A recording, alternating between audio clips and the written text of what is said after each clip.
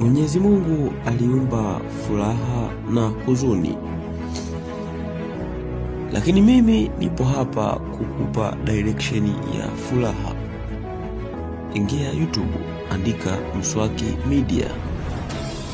Lakini pia mwanadamu ametekwa na muziki kwa 99%, na bado siwezi kukuacha hivi hivi.